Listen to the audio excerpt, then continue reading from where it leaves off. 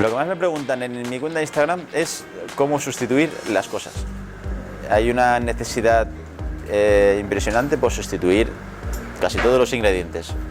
Pero sí que es cierto que yo pongo especial atención en sustituir cosas para que todo el mundo pueda disfrutar de los postres o de las recetas.